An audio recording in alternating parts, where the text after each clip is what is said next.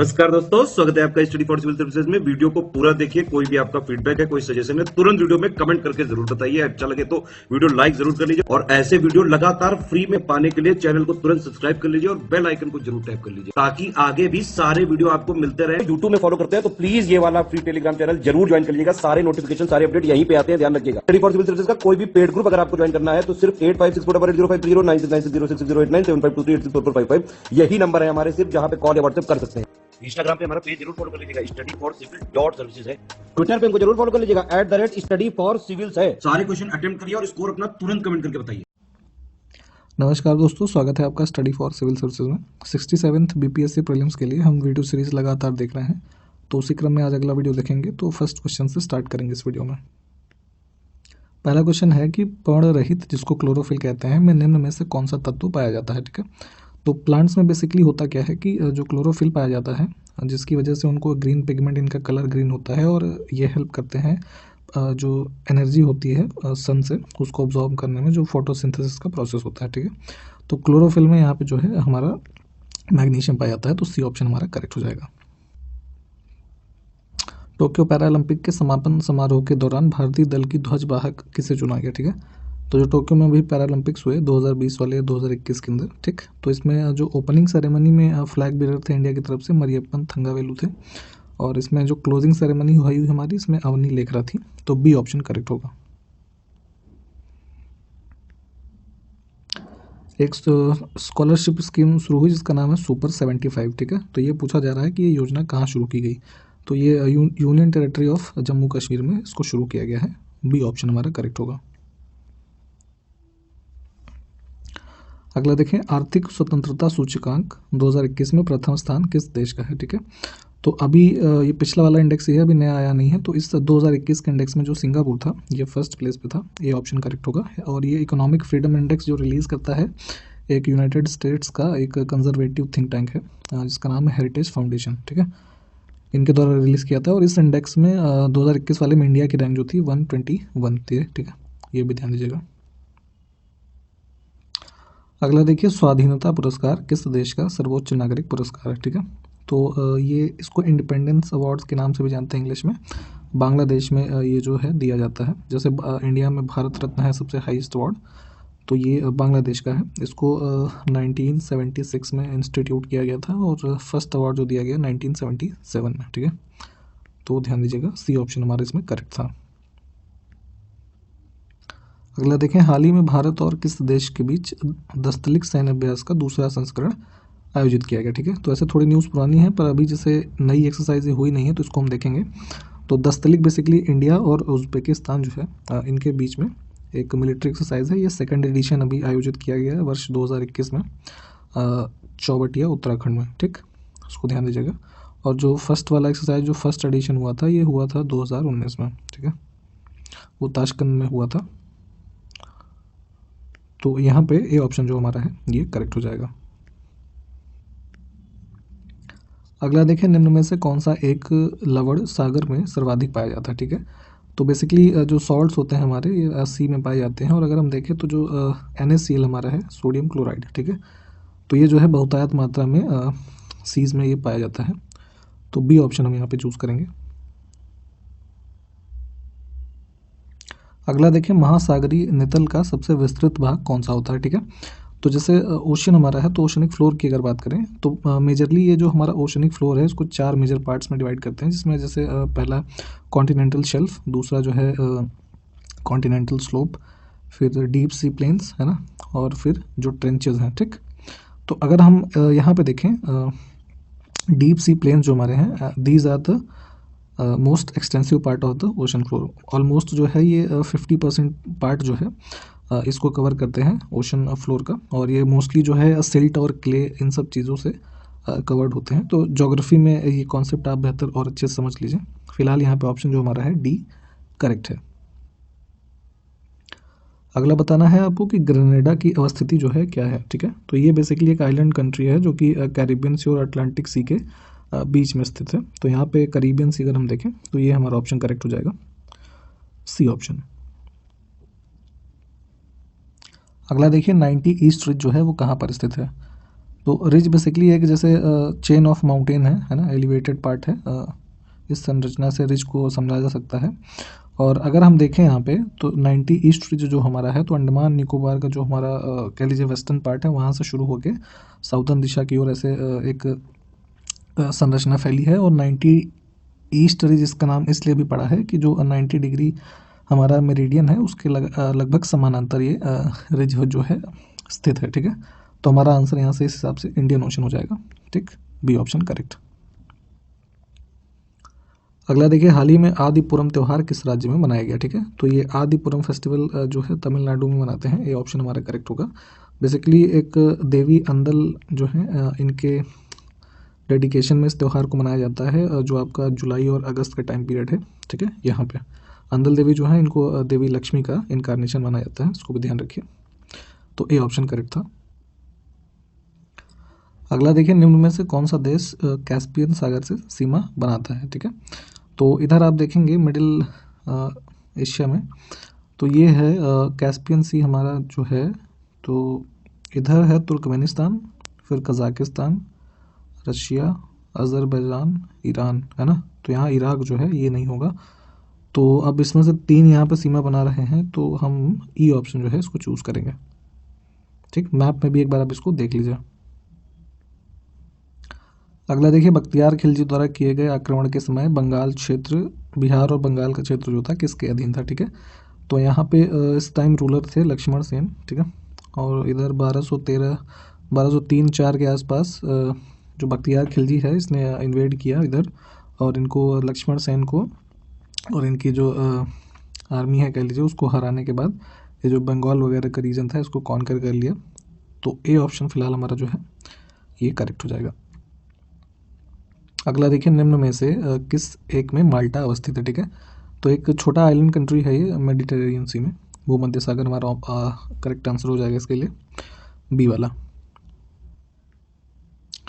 अगला देखें, बालियारिक द्वीप समूह कहाँ पर स्थित है। ठीक है, तो भूमध्य सागर में ही ये जो स्पेन का एरिया है यहाँ पे स्थित है बालियारिक ग्रुप ऑफ आइलैंड। तो ए ऑप्शन जो हमारा है मेडिटेरियन सी, ये करेक्ट हो जाएगा। अगला देखिए, निम्न में से कौन एक गर्म सागरीय धारा है। ठीक है, तो यहाँ पे वार्म ओशन करंट्स की बात हो रही है, तो जैसे हमारा कोल्ड ओशन करंट्स होती है और वार्म होती हैं। तो अगर हम वार्म की यहाँ पे अगर एग्जांपल देखेंगे तो जो हमारी पूर्वी ऑस्ट्रेलियाई धारा है ये वार्म करंट का एग्जांपल है। ठीक है, और पैसिफिक ओशन से संबंधित है ये। तो अगर पैसिफिक ओशन की ही हम और धाराएँ देखें, जैसे ये पेरू करंट है, तो ये क्या है, कोल्ड करंट है। ठीक, फिर जैसे पैसिफिक में ही है क्यूराइल करंट जो है वो भी कोल्ड है। फिर कैलिफोर्निया करंट है वो भी हमारी कोल्ड है। फिर कुरोशियो एक करंट जो हमारी है वो वार्म करंट है। ठीक है, तो ये सब देखें, तो इस क्वेश्चन में फिलहाल ये ऑप्शन करेक्ट है।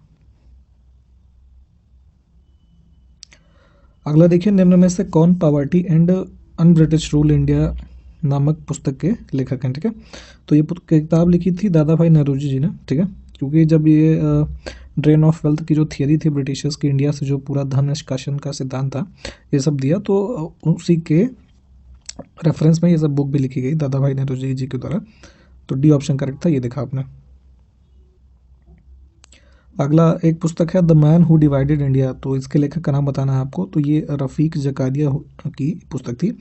तो सी हमारा ऑप्शन जो है ये करेक्ट होगा यहाँ पे। अगला देखें, भारतीय राष्ट्रीय आंदोलन पर इंडियन स्ट्रगल नामक पुस्तक किसने लिखी है। तो ये किताब लिखी गई थी सुभाष चंद्र बोस जी के द्वारा। ए ऑप्शन हमारा करेक्ट होगा, द इंडियन स्ट्रगल।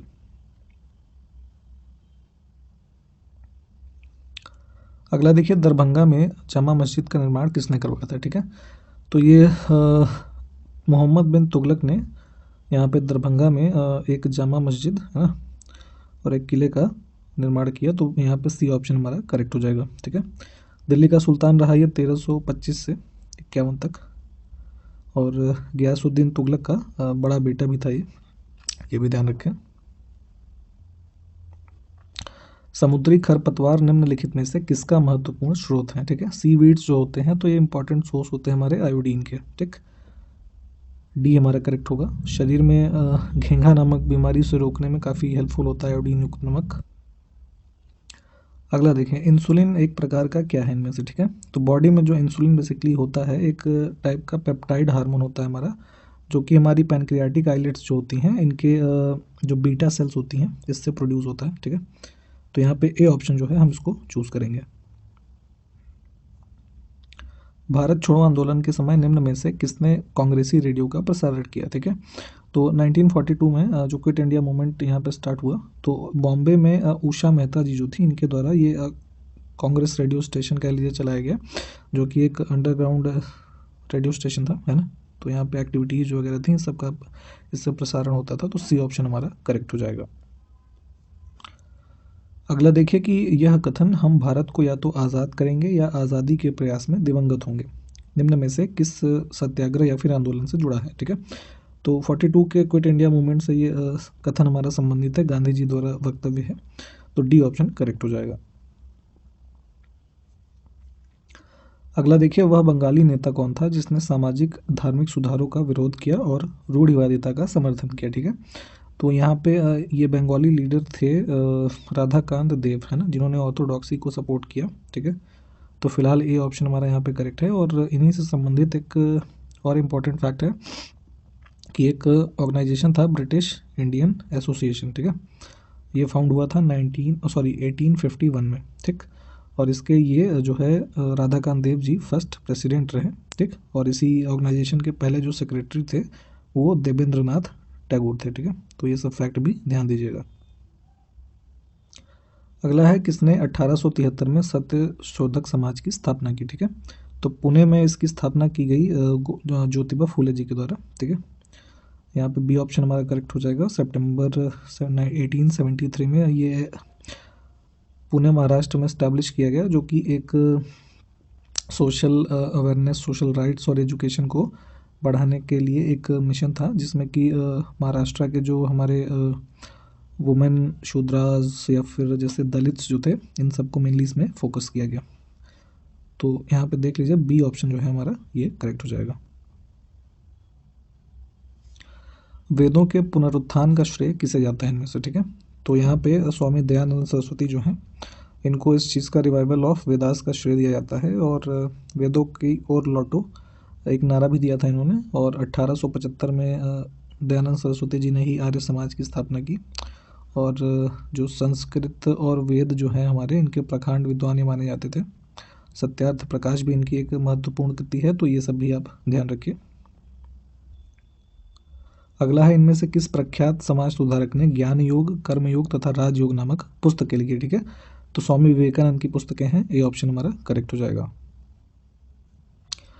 अगला देखें, चित्रकला की मुगल शैली का प्रारंभ इनमें से किसके दौरान किया गया, ठीक है। तो हुमायूं के टाइम पीरियड में ये चित्रकला जो है पेंटिंग्स वगैरह मुगल पेंटिंग्स शुरू हुई। और यहाँ पे दो फेमस पेंटर्स थे, अब्दुल समद और मीर सैयद अली, है ना। इनका नाम भी कई बार पूछा जाता है। ये हुमायूं के टाइम पीरियड से ही संबंधित है। तो बी ऑप्शन हमारा करेक्ट हो जाएगा। अगला देखें, औरंगजेब ने किसको साहिबात उज जमानी की उपाधि दी थी, ठीक है। तो ये उपाधि यहाँ टाइटल दिया गया था जहान आरा को। सी ऑप्शन करेक्ट होगा। मुगल सम्राट जिसने सर्वाधिक संख्या में हिंदू अधिकारियों की नियुक्त की थी वह कौन था, ठीक है। तो यहाँ पे औरंगजेब के टाइम पे अगर हम देखें तो जो maximum number of Hindus officials थे वो अपॉइंटेड थे। तो बी ऑप्शन यहाँ पे करेक्ट होगा।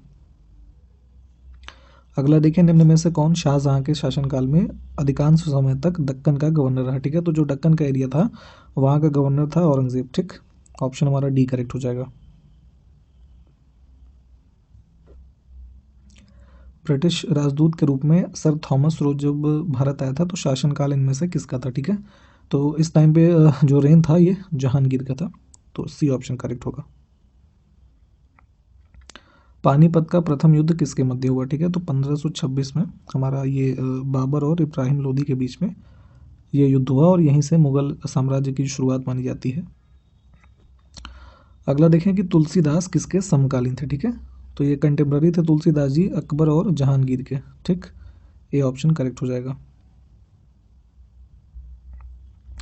गुर्जरा लघु शिलालेख जिसमें अशोक का नाम का उल्लेख किया गया है कहाँ पर स्थित है, ठीक है। तो ये गुर्जर माइनर रॉक एडिक्ट जो है ये दतिया जिले में है, मध्य प्रदेश में। बी ऑप्शन हमारा करेक्ट हो जाएगा। अगला देखें कि गुजरात जो चंद्रगुप्त मौर्य साम्राज्य में सम्मिलित था या कहाँ से प्रमाणित होता है। ठीक है, तो मौर्य किंगडम जो काफ़ी बड़ा रहा, तो गुजरात का इंक्लूजन जो मिलता है हमें, जो ये रुद्रदामन का जूनागढ़ का शिलालेख है यहाँ से, तो बी ऑप्शन जो होगा ये करेक्ट हो जाएगा इस क्वेश्चन में। अगला देखें, 28 अगस्त को सिख रेजिमेंट ने अपना कौन सा स्थापना दिवस मनाया है। ठीक है, तो 28 अगस्त को रेजिंग डे होता है सिख रेजिमेंट का, और अभी 2021 की बात हो रही है इसमें, तो ये था 175। ठीक है, और सी ऑप्शन करेक्ट हो जाएगा। और इन्होंने जो ये सेलिब्रेशन किया, तो झारखंड में रामगढ़ कैंट जो इनका रेजिमेंट सेंटर है, सिख रेजिमेंट सेंटर, वहाँ पे किया गया था। अगला देखिए, 2011 की जनगणना के अनुसार बिहार के किस जिले में सर्वाधिक महिला साक्षरता दर्ज किया गया। ठीक है, तो सेंसस अभी 2011 का ही हम फॉलो कर रहे हैं, और अगर फीमेल लिटरेसी रेट की बात करें तो रोहतास डिस्ट्रिक्ट में ये हाईएस्ट है, तो हमारा डी करेक्ट हो जाएगा ऑप्शन। अगला देखिए, हाल ही में किस राज्य सरकार ने राज्य का पहला हस्तशिल्प पार्क बनाने की घोषणा की है। ठीक है, तो स्टेट हैंडीक्राफ्ट पार्क जो है बनाया जाएगा, ये उत्तर प्रदेश की सरकार ने घोषणा किया है, और जो Yamuna expressway industrial development area है ना, वहाँ के आसपास इसका निर्माण होगा। जो स्टेट के हैंडीक्राफ्ट्स हैं उसको प्रमोट करने के उद्देश्य से, जो one district one product scheme है ना, इस सब के अंतर्गत। तो आज तक यहाँ देखा हमने, और अगले वीडियो में मिलेंगे। नमस्कार, जय हिंद।